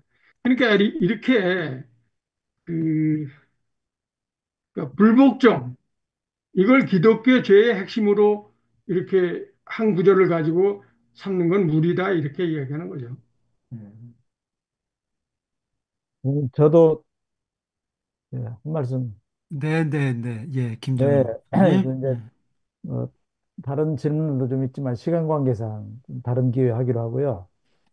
결국 바울이 가지고 있었던 그 죄론이 뭐 실제 역사도 아닌 그 아담의 어떤 그런 사건, 그것을 실제 역사로 보고 죄론을 펼친 것은 저는 그 지금 우리 이 시대 이 말씀을 볼 때 현대 과학적인 그리고 어떤 그 고고학적인 여러 가지 그 역사적인 이런 그 안목을 가지고 볼 때 바울의 이러한 설명도 분명히 문제가 있다. 저는 그런 생각이 듭니다. 왜냐하면은 이 한 사람이 죄를 져가지고 다 뭐 죄인이 되고 한 사람이 순종해가지고 다 의인이 되고 하는 이거는 일종의 뭐 유형론이라고 할까? 어떤 그 어떤 메타포 비슷한 이런 개념이지 실제 역사적인 개념은 현실은 아닌 것 같아요. 그러니까 예를 들면은 이순신 장군님 같이 아주 그 훌륭한 분이라고 만약에 치면은 그분의 자손들은 뭐 다 훌륭해야죠. 뭐. 그죠? 근데 이제 그렇지 않은 것처럼 좀 우스운 이야기가 됐습니다만은 저는 그 우리가 헬라 철학의 영향을 많이 받은 그러한 그 신학자들, 어거스틴 같은 그런 신학자들에 대한 비평도 분명히 해야 되지만 성서 저자들에 대해서도 비판을 해야 된다 생각합니다. 왜냐하면은 성서 저자들도 그 시대의 철학이나 세계관들을 상당히 많이 영향을 받고 그걸 공유하면서 그러면서도 나름대로 어떤 그 신학을 재정립하는 어떤 그런 작업을 했다고 보기 때문에요.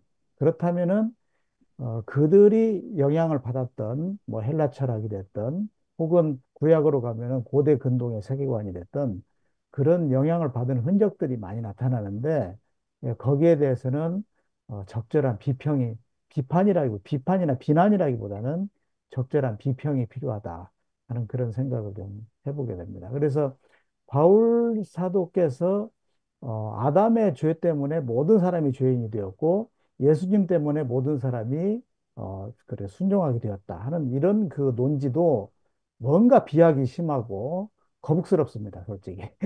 예, 그래서 지금은 현대인들에게 맞는 새로운 성서에 입각한 어떤 죄론도 다시 써내려가야 되지 않느냐 그런 생각이 들고요. 조금 말씀이 길어집니다만은 제가 뭐 어떤 조직 신학이라는 게 잘 몰라요. 모르는데 대강 지금 갖고 있는 느낌은 뭐냐면은 현대 신학자들이 그 과정 철학이라든지 혹은 다원주의 철학 이런데 또 실존주의에 영향을 많이 받은 분들도 있고 그런 그 현대 철학 사상과의 그 굉장한 그 교류가 있더라고요. 그러면서 신학의 세계를 설명하는 걸로 봐서는 뭔가 그런 작업에도 긍정적인 면과 부정적인 면이 있다는 것을 우리가 조금 살펴볼 필요가 있다. 그런 생각이 들어서 이런 말씀 드려봅니다. 아, 예. 김정일 목사님, 그 성서 저자들의 용어를 우리가 재해석해야 된다. 굉장히 동의하고요. 그때 사상과 우리의 다른 거. 왜냐하면 성서 저자들의 사유는 그, 그 주권론, 고정론, 고착론, 그때 그는 이론론, 뭐 이런 사유이기 때문에 지금하고 안 맞는 게 상당히 많거든요. 네. 그 100% 동의합니다. 근데 아까 이신건 박사님 말씀하신 거나 지금 그 김정일 목사님 말씀하신 그 5장 그 아담의 죄와 그 불순종 그게 나온 거가요. 자, 자, 우리가 그러니까 이제 그렇게 읽은 거가 아우구스티누스예요. 내가 이제 아우구스티누스 신학 이야기하다가 이제 그 시간이 없어서 그냥 중단했는데요.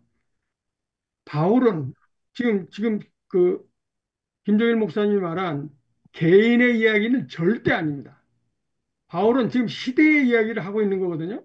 그러니까 새로운 시대, 예수 시대가 그 하나님 나라로 새로운 시대가 열렸다는 걸 말하기 위해서 아담을 이야기하는 거거든요. 그러니까 한 구절에 들어가서 포커스를 잡아서 이렇게 말할 수 있나 이렇게 말하는 건 바울에게 오해고요.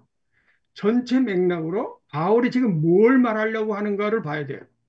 5장, 6장 그 남편이 죽고 이제 그 7장에 가서 그 아내가 자유롭다 이런 것 전부가 다 새로운 시대를 말하기 위해서 그 메타포가 들어오는 거거든요. 이 아담이 이게 메타포예요. 그러니까 실제 역사도 아니고 말한 대로 어떤 한 개인을 말하려고 하는 게 절대 아니에요. 그 개인, 그러니까 시대를 말한 걸 아우슈비츠가 개인화했다. 그 되게 그 마르틴 부부도 그렇고요. 유대 사상가들도 그렇고 유대교는 공동체 신앙인데 기독교는 개인 신앙이다.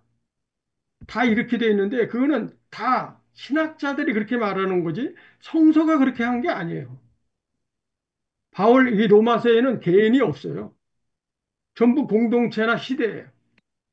그러니까 시대의 죄를 한 사람으로 이렇게 한 거예요. 그러니까 여기서 뽑아서 이 개인이라고 하는 건 바울이 말하려고 하는 걸 오해하는 거죠. 그렇게 네, 이해하면 돼. 네. 무슨 의미로 말씀을 하시는 것인지 거기에 대해서 저는 지금은 그렇게 싹 공감은 가지는 않아요. 이게 바울은 전반적으로 그 바울 서신을 읽어보면은 어떤 그 공동체적인 그 어떤 죄 이런 것에 대한 이야기보다는 이 개인의 죄, 개인의 어떤 문제에 좀 많이 좀 집중하고 있지 않느냐 하는 그런 식으로 솔직히 읽어져요. 그래서 이제 여러 그 글들이나 주장들을 보면은 바울은 어떤 개인적인 문제보다는 공동체적인 어떤 사회적인 그런 쪽에 이렇게 디스크라이브를 많이 했다. 이렇게 이야기하는데 아직까지는 저는 그게 싹 공감이 가진 않습니다. 이 본문에 대한 공부를 좀 더 하면 이제 더 알 수 있을지 모르겠습니다만은 적어도 로마서 7장 같은 데서 보면은 자기 개인 안에서 한쪽으로는 율법을 지키고자 하는 어떤 그러한 것과 그다음에 그것을 지키지 못하는 어떤 그 개인의 내면의 문제에 대해서 굉장히 고민하고 내가 권고한 사람이다. 이런 쪽으로 개인적인 문제를 아무래도 많이 이야기한다. 이렇게 보고 있어요. 사실은 지난주에 여기 가끔씩 들어오시는 조철우 목사님이 어떤 발제를 해서 이제 같이 공부를 했는데 그분이 이제 바울에 대한 비판 한계를 이야기할 때도 그분 국어 선생님이에요.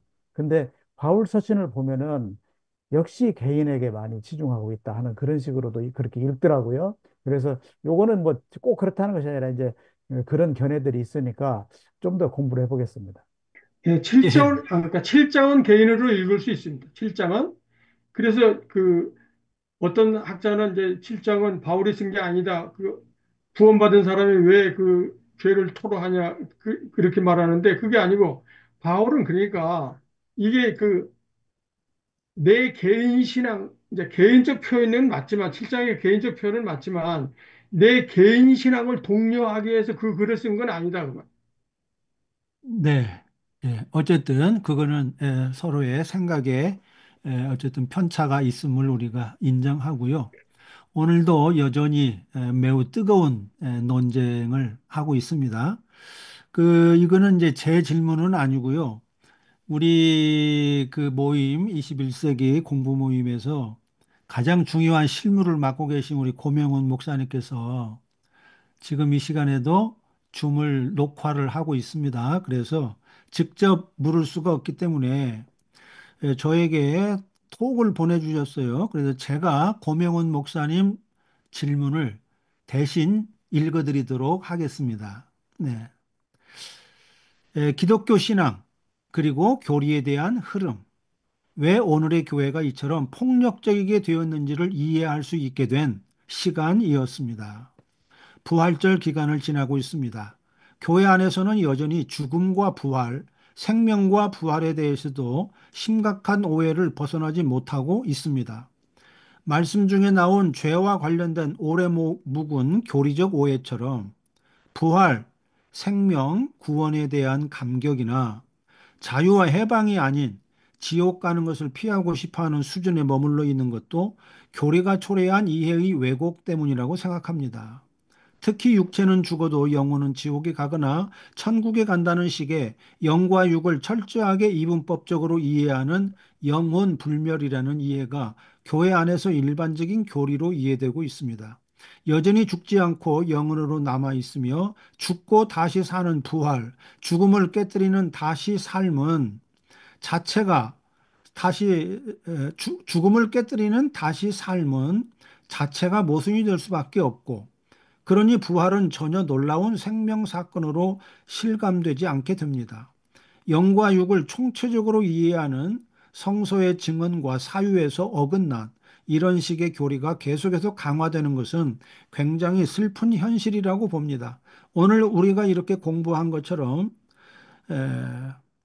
실제 우리 교회 현장에서 성도들의 신앙적 사유를 어떻게 해야 교리로부터 성서로 해방시킬 수 있게 될 수 있을까요? 예, 아주 중요한 물음을 주셨습니다. 현실적인 물음이죠. 교리에서 어떻게 해방시킬 수 있는가? 그래서 성서적 사유, 성서적 세계관으로 어떻게 들어갈 수 있도록 할 수 있겠는가? 그게 이제 관건인데 그 방법이 혹시 뭐냐? 이 질문을 하신 것 같습니다. 그 제가 강의할 때 잠깐 조금은 이야기했는데요. 제가 모포에 이렇게 한 50명 정도 모여서 한 8년째 이렇게 공부하시는 분들이 있어요. 거기 가서 제가 8시간 두 번씩, 4시간씩 두 번, 8시간을 강의한 적이 있는데요. 거기서 제가 두 번 가서 두 번마다 다 강조한 게 뭐냐면요. 성서 해설 설교를 하자.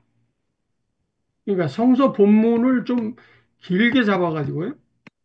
한 줄 가지고 성서 해설 설교를 하지 말고 20절 뭐 이렇게 저는 보통 설교할 때 20절 내외로 잡았어요. 그래가지고 그 사건과 이야기를 들려주는 거예요. 그 아까 제가 중간에 조금 얘기했는데 그 성서에서 교훈을 뽑아내려고 하거나 성서에서 어떤 의미를 찾으려고 하거나 이런 거는 전부 다 그 지금 가지고 있는 개념을 전해주는 거거든요. 성서가 주려고 하는 메시지를 오히려 그 개념화하면 막을 수 있죠. 범주화하는 거니까요. 그러니까 성서 자체가 그러니까 이제 그게 이제 우리 저 목사님들의 어떤 그 기술 아니겠어요? 이걸 메타인지라고 하는데요. 설명해내는 것을 메타인지라고 그래요. 그 서울대학교 잠깐 제가 서울대학교에 그 공부하는 사람들의 그 우수성을 그 조사 의뢰를 받았어요. 제가 EBS 방송에서 봤는데요. 그 왜 전국의 수재들이 왔는데 또 거기서는 1등 하는 상위권 사람은 항상 상위권에 있고 하위는 또 맨날 하위냐. 왜 이게 늘 이렇게 바뀌지 않느냐. 그걸 좀 왜 우수해서 그랬냐고 조사를 해달라고 했어요. 교육부에서 의뢰를 받아가지고. 그래갖고 그 학자가 조사를 했는데 전부 똑같다는 거예요. 기억력, 암기력, 뭐 하여튼 분석력, 독해력 뭐 전부 똑같아서 이거 도무지 해설을 못하겠다. 그래가지고 연구기금 반납해야 되나 막 이런 중에 그래도 마지막에 한번 해보자. 그리고 최상위권 1등, 2등 하는 애들을 하루 종일 따라다녔다는 거예요. 수업 옆에 앉았다가 계속 따라다녀요. 근데 그 녀석은 수업을 듣자마자 나가자마자 옆에 만나는 사람마다 제가 들은 걸 막 설명을 한대요. 이게 설명하는 게 메타인지예요. 그러니까 우리 목사님들은 몇십 년 설명을 했기 때문에 이건 학자들보다 우리가 더 우수할 수 있어요. 그러니까 성서를 자 거기서 의미를 캐려고 그러지 마시고 성서를 20절이고 30절이고 그냥 설명하는 거예요. 그러면 우리가 성서를 전할 수 있죠. 그러면 어떤 그 젊은 애들에게 무슨 뭐 교훈적인 거나 의미나 뭐 어떤 유도하려고 하거나 뭐 이런 거 아니고 그냥 메시지를 전할 수 있어요. 그러니까 그러니까 모든 걸 의미화하려고 하는 함정에 빠진다. 우리 이승우 박사님 조금 그 불편하실지 모르겠어요. 조직신학자니까요. 자, 자, 이거 보세요. 지금 20세기 초반까지만 그 조직신학 대학자들이 있고 20세기 중반을 넘어서는 대학자가 안 나오는 이유가 뭐냐면요. 그 조직신학으로 지금 세계를 설명할 수 없어요. 이게 잘 안 맞는 거예요. 옛날 그 사고 가지고는. 그러니까 뭐 양자역학 이런 걸로 누가 조직신학을 한다면 이게 맞을지 모르겠어요. 우연이라든가 막 이런 걸로. 그런 조직신학자가 앞으로 나와야 할 거예요. 그러니까 그렇게 그러니까 지금 현재 어려우면 뭘 자꾸 개념화하고 교류화하고 의미 찾고 교훈 찾고 이런 것보다는 성서 이야기를 하는 거예요. 저는 성서 해설 설교라고 해가지고요. 제가 20년 동안 했습니다. 예, 예, 대단히 감사드리고요. 이제 저는요, 이런 생각을 좀 하게 됩니다. 그러니까 인간이라고 하는 것은 결국 가장 그 인간이 다른 존재와 차이점은 개념화 한다는 거거든요. 개념화 한다. 그 개념화를 통해서 세계를 이해하는 것이잖아요. 그게 인간의 매우 독특함인데 옛날에 그러니까 지금 푸코가 비판했던 그 개념화가 지금까지 그 권력과 야합을 해서 가진 자들, 기득권자들이 자기 체제를 공고화하기 위해서 개념이라는 것을 사용했고 그 개념이라는 틀을 가지고 세계를 지배해 왔다. 이런 비판은 매우 이제 정당한 비판인데 저는 그러면서도 또한 분명히 그런 그 역사적 오류가 있었음에도 불구하고 그 시대는 개념이라고 하는 것 자체가 민주적으로 모든 군중들이 다 공유할 수 없는 그런 시대적 한계가 있었습니다. 그래서 지식을 공유하지 못했어요. 지금은 보편 교육이 일상화되어 있기 때문에 이제 그 개념이라고 하는 거에 대한 이해도 공유할 수 있었지만 예전에는 거의 예, 그 하이라키가 아주 철저한 사회였지 않습니까? 그 전 세계가 뭐 동서양을 막론하고 그래서 이제 그 개념이라고 하는 것을 지식이라고 하는 것을 이 지배층에서 독점하던 시절이었기 때문에 이제 그런 상황에서 어쨌든 이 개념이라고 하는 게 기득권자의 도구가 될 수밖에 없었던 이제 그런 이제 역사적 한계가 있었다고 보고요. 지금은 저는 좀 달라졌다고 봅니다. 지금은 이게 SNS 기술의 발달을 통해서 언론의 민주화가 일어나고요. 지식의 보편화가 일어나고 있습니다. 어마어마한 속도로 지금 SNS를 통해서 지식이 공유되고 있지 않습니까? 정보가 공유되고 있지 않습니까? 이제는 AI를 통해서 누구나 최고의 정보, 최고의 정리된 지식을 순간에 접촉할 수 있는 이런 이제 민주화된 지식의 민주화, 정보의 민주화, 언론의 민주화, 언론도 예전에는 우리가 다 아는 것처럼 하이라키 구조로 다 되어 있었습니다. 예, 언론에서 말하는 대로 국민들은 믿고 따라갔던 거죠. 그러나 지금은 온 국민이 다 언론 생산자들이지 않습니까?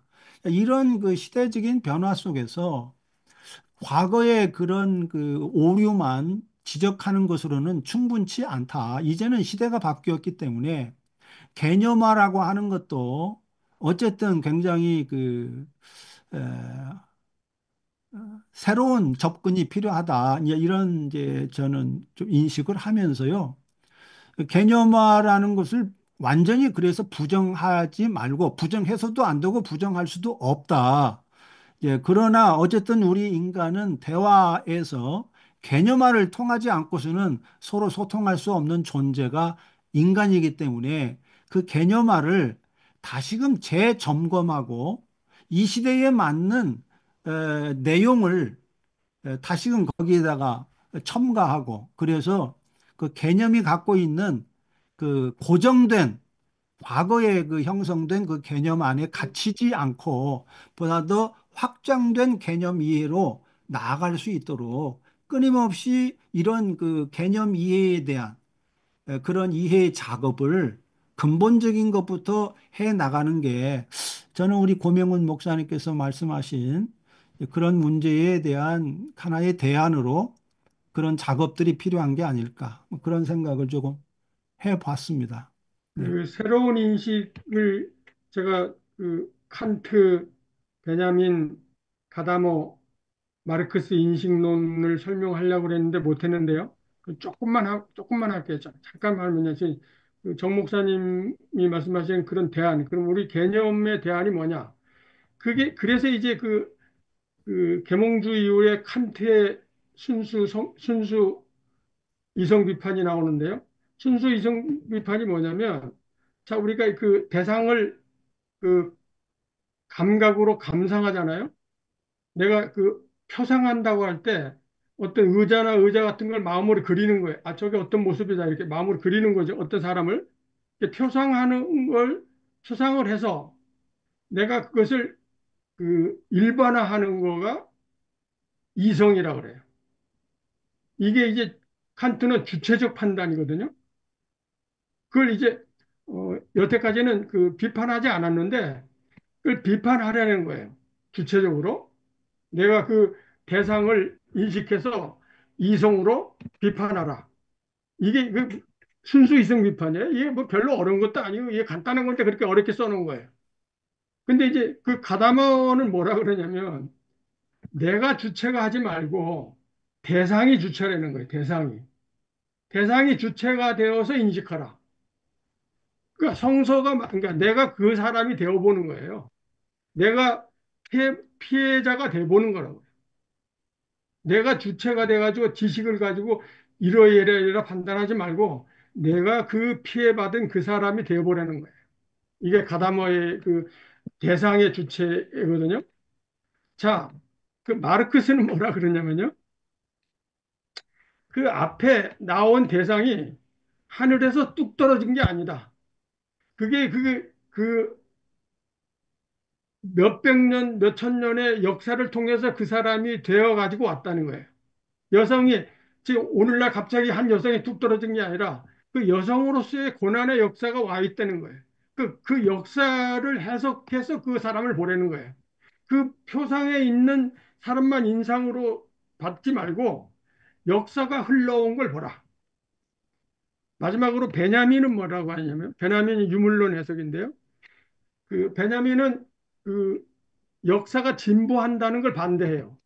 그러니까 진보라고 하는 것이 미래로 나간다는 것이 그러면 옛날에 고난받았던 사람들이 잊혀진다는 거예요. 옛날에 피해받고 고난받고 그 주변부에서 이름 없이 쓰러져 간 사람을 잊혀버리고 미래로 가자 그런다는 거예요. 그러니까 그 사람이 제일 주장하는 게 이제 파울 클레의 그 천사거든요. 천사가 하늘로 날아가야 되는데 이제 바람이 맞으면서 하늘로 날아가는데 고개를 돌려서 과거에 막 이게 억압받고 고통받는 사람들을 바라보면서 못 가는 거예요. 그 사람들 때문에. 그러니까 그거를 놔두고 가는 건 미래가 아니라는 거예요. 옛날에 이름 없이 억압받았던 사람들을 소환해서 베냐민의 용어로는 회역인데요. 그걸 소환해서 현재로 가져와라. 이게 한강이 한 작업이죠. 한강이 이게 이제 역사의식이라고 하는 거가 마르크스, 베냐민, 이제 신학으로 말하면 판넨베르그, 몰트만이 21세기의 역사의식을 일깨워 준 거거든요. 그러니까 한강이 적어도 30년, 20년 전에 소설을 썼으면 노벨상 못 받은 거예요. 지금 적절하게 받은 거예요. 지금 세계 인식이 그렇게 흐르기 때문에 노벨상을 받은 거거든요. 그러니까 이 신학도 그런 방향으로 나가야 되는 거죠. 그러니까 목사님 말씀하신 개념화라는 걸 우리가 이제 완전히 버릴 수는 없는데 모든 거가 정리하면서 하는 거니까요. 제가 이렇게 설명드리는 것도 어떤 용어 같은 걸 다 정리해서 설명드린 거잖아요. 그러니까 이렇게 나가면서도 교리라고 하는 건 여기에 그냥 빠져 있는 거라 그 말이죠. 제한하는 거죠. 교리가 당시에 누구도 100%다 동의한 것도 아닌데도 불구하고 그걸 범주화해 가지고 제한하는 거죠. 그게 더 확장되고 더 설명되어지지 못하도록 막은 거예요. 그렇게 하지 말라는 거죠. 네. 예. 오늘 아주 지금까지 중에 제일 뜨거웠지 않나 그런 생각이 듭니다.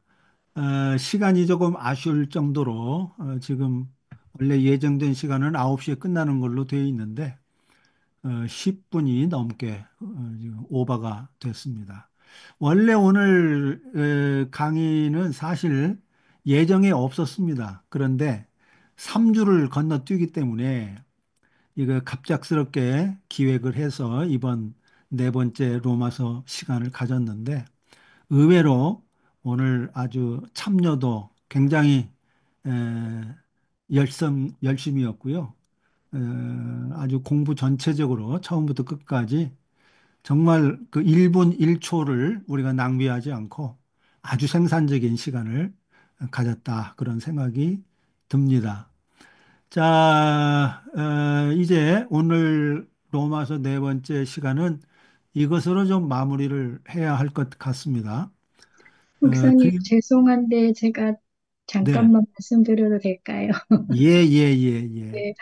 저는 이제 그 지식이 미천해서 그냥 조용하게 배워야지 했는데, 어, 이렇게 용기를 얻는 그런 계기가 있어서 한 말씀은 드리고 싶었습니다. 네, 네, 네. 네, 저는 이제 그 2018년도 51살에 장신대 신대원 들어가서 공부하고 교회 사역을 하다 보니까 제가 생각하는 제가 읽은 성서와 교회 현장의 그 괴리가 너무 심해서 이제 도망을 많이 다녔습니다.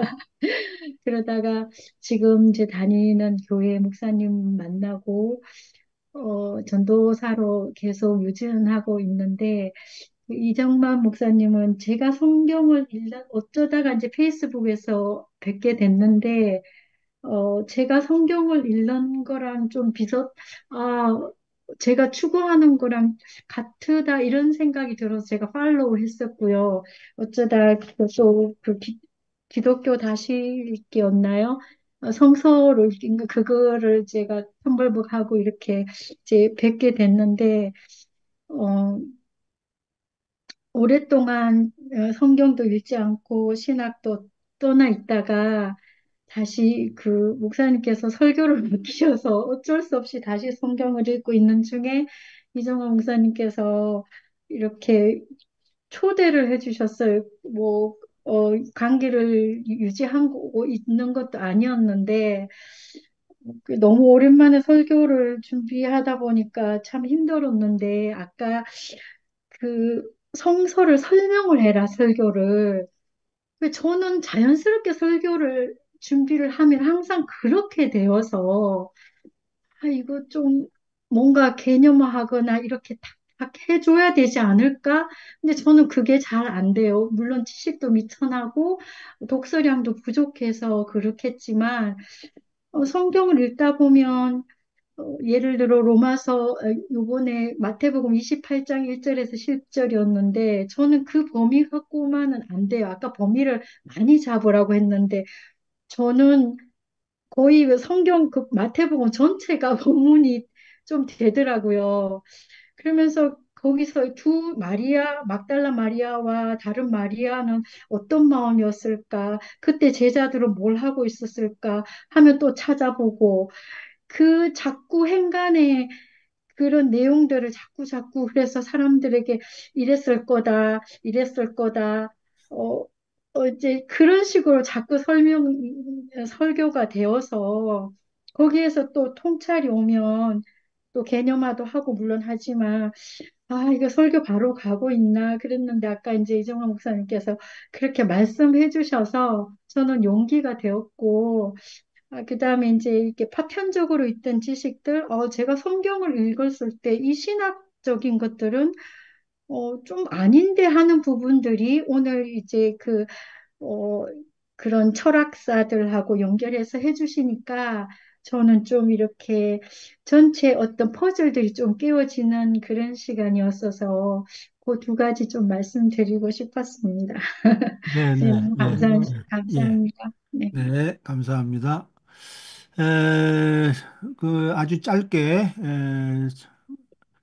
제가 한마디만 하고 마치도록 하겠습니다. 오늘도 이 시간을 진행을 하면서요.